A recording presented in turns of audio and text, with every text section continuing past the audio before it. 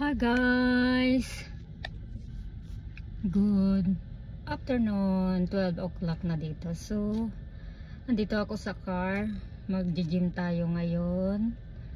Kahapon hindi tayo nakapag-gym kasi may bisita tayo. Hindi magandang pakiramdam, so kaya natulog ako kahapon, tapos walang gym kahapon. Ngayon naman Sabado dito hindi kami nagsimba kasi pinalitan ng mga gulong yung sasakyan ng asawa ko, so walang time magsimba ngayon. So magsisimba ako baka next week na lang ulit. So hindi tayo busy ngayon, so halos wala din akong mood kumain ngayon. Parang kinain ko lang yata 2 slice na brown bread saka isang itlog na may carrots and mayonnaise. Yun lang kinain ko ngayon. Wala talaga, gusto kong kumain ng rice pero wala akong mood kumain. So yun lang kinain natin, to slice na bread na brown bread.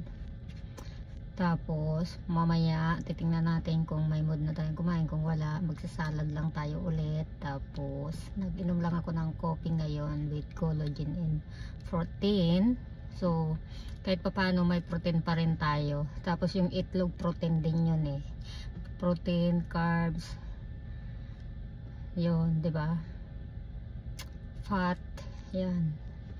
Kailangan natin yun anuhin. Pero hindi tayo masyadong mag-gym ngayon, parang mag-treadmill lang ako ngayon kasi hindi pa tayo pwedeng magbuhat-buhat ng mabibigat kasi may bisita tayo. So ganun lang gagawin natin, 'di ba? Para hindi lang tayo tamarin. So yun lang gagawin natin ngayon. Dito na ako sa sasakyan ngayon. So tara guys, samahan nyo ako mag-gym ulit. 1.5 hour. Pero yung mga ano lang, mga simple lang gagawin natin ngayon, 'di ba? Bye guys.